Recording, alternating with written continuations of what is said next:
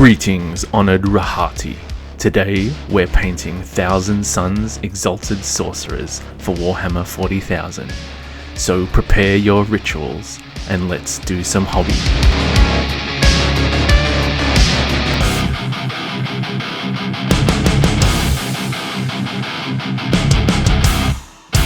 So here we have the Thousand Sons Exalted Sorcerer box. One of my favourite kits from Games Workshop, very versatile. Today I'm going to choose the bird-legged Exalted Sorcerer, but I want to have him flying on a disc. So I'm going to first clip off all the parts that I need using some sprue cutters, but I'm also going to convert this guy because I already have a sorcerer with these bird legs. I don't think it would look good having two. I'm going to use some rubric marine legs. Now I'm also going to cut off his book because I want to have the floating book attached to the disc. So I'm going to use a capeche to cover where the book's going to be cut off. So first I'm going to clean up all the sprue connection and mold lines with a blunt knife. And once all that's done, I'm going to glue some of the parts together. I use Tamiya extra thin glue. So we just put some of that on one side and then attach the other side and press it down a bit until it sticks. Then I'm going to start chopping up some parts. So the capeche, I'm going to get rid of the arm. Then I'm going to use a sharp knife to trim off the hand and use a cut-proof glove when you're doing this. Next I'm going to start clipping the bird legs off the sorcerer. So I'm just going to get as much as possible off with the clippers and then go in with a knife and a file to get as much of the leg away as possible. So I'm also going to clip the book off his hip, try and get that flush, and now that the legs are removed, I'm going to grab the rubric legs and try to line them up in what I think would be a natural position.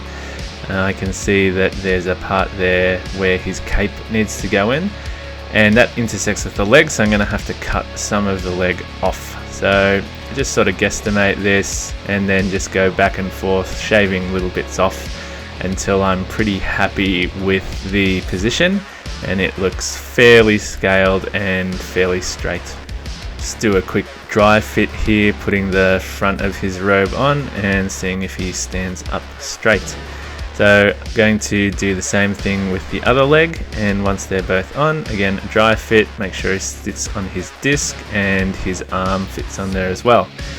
So now I'm going to start gluing all this stuff on together. So I'm going to use the plastic glue to glue the front of his robe on first, and then to get a bit more solid connection I'm going to use some green stuff. So you just chop off an equal amount of the blue and yellow sides and just roll it all together for a minute or two until it is green. I'm going to pop some little balls of that down in the robe and squish them down. This will just fill any gaps that I've had with the legs, and it will help stick them as well.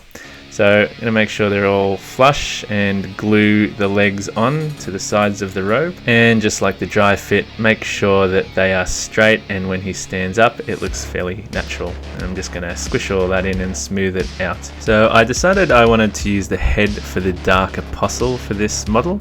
I'm going to change it up a little bit by using some sprue goo, just a mixture of plastic glue and sprue.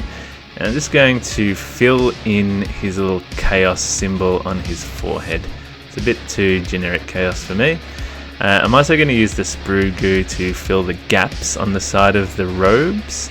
It's very handy for these kind of little small gaps in models that are just a bit too finicky for green stuff.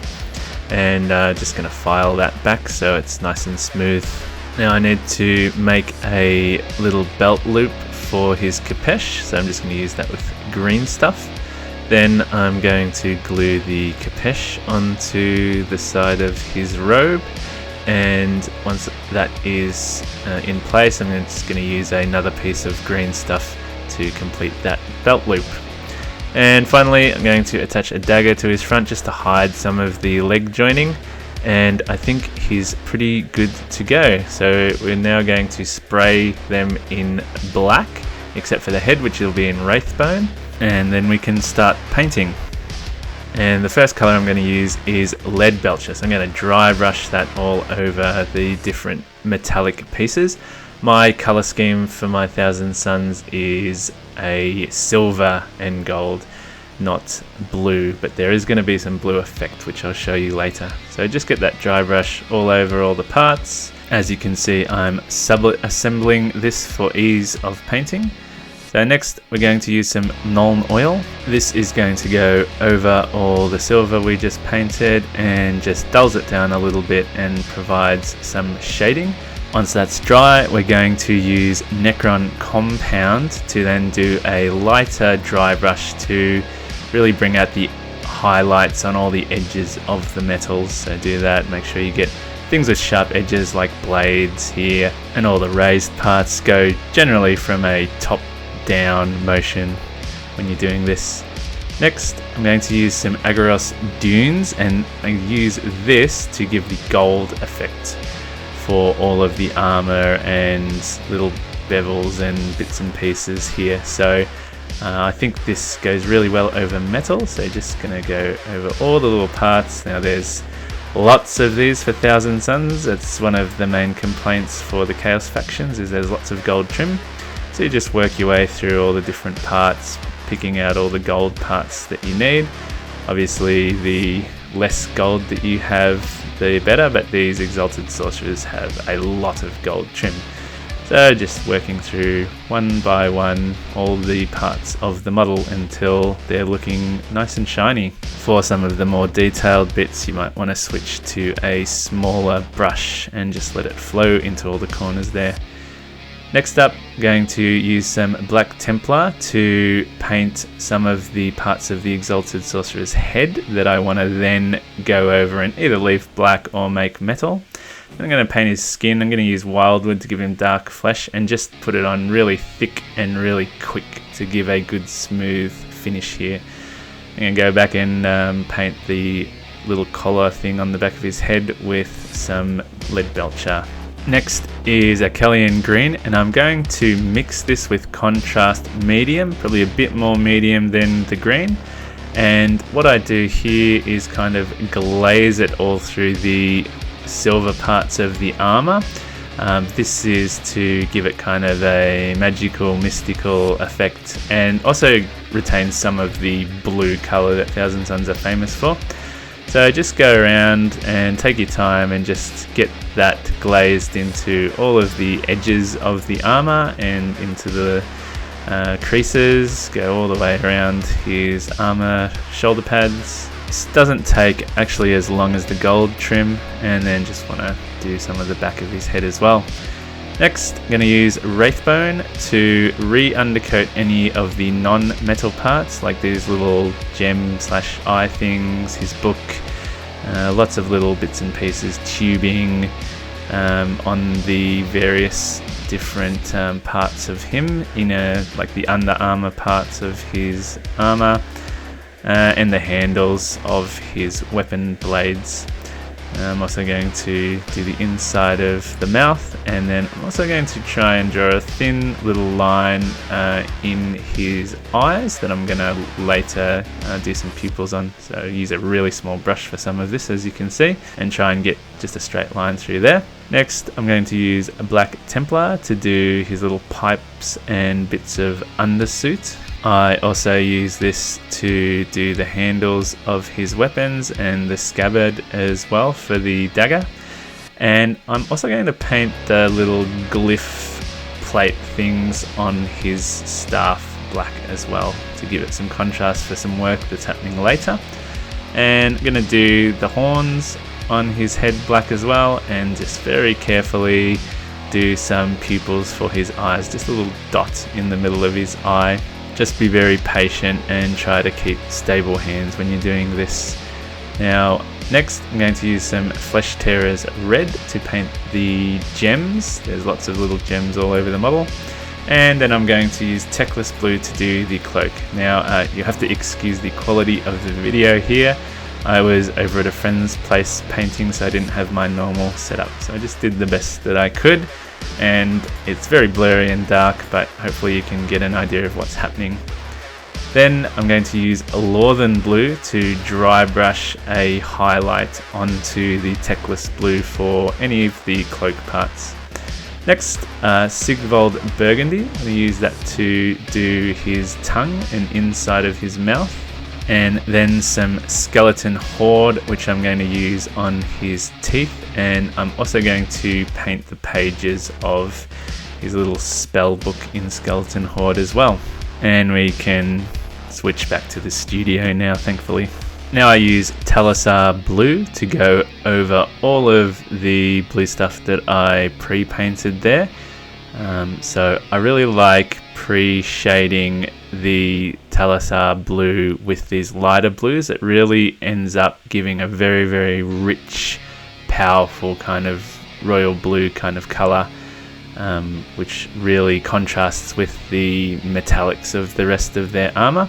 So I'm just going to go through and paint all of his cloaks and robes and little bits and pieces that are all blue, just making sure you're getting it all the way into the corners. The contrast will usually run into those corners by itself, so you're just really pushing the paint around the parts of the model where you need, just guiding it where it needs to go. You can go pretty heavy like I have here to get some nice deep shading into parts of the robe. Next I'm going to use Shyish Purple to paint his book cover. Just being careful that you don't get any paint on any of the little beetles' legs that are sticking out everywhere here.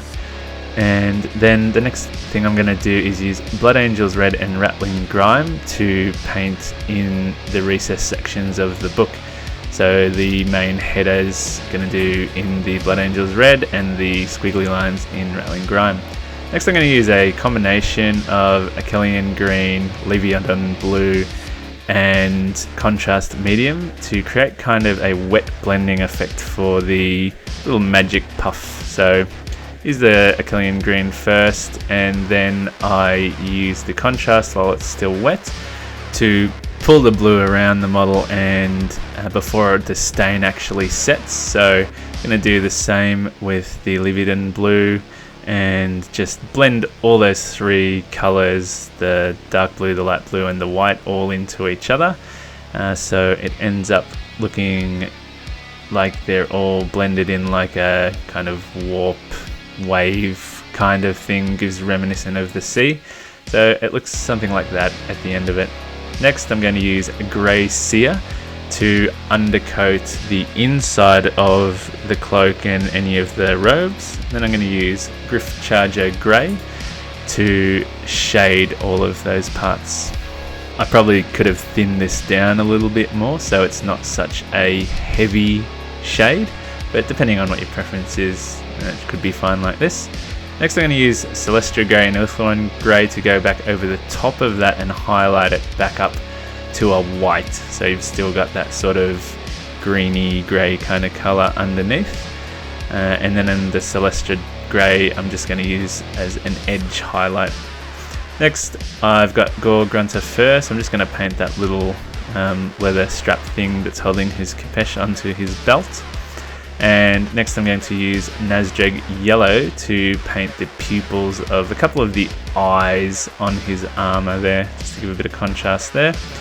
Next, Nylic Oxide. So this model has a lot of little runes all over it.